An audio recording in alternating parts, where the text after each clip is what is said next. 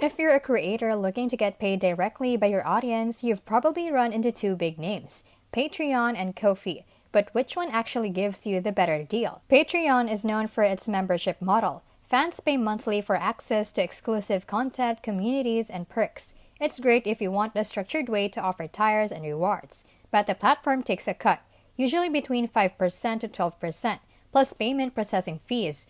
It also locks most features behind paywalls, and payouts can feel a bit slow. Ko-fi, on the other hand, is simpler and often more flexible. It started as a tip jar but now offers memberships, commissions, digital shop tools, and even blog posts. The best part, you keep 100% of your tips. No platform fee unless you go pro.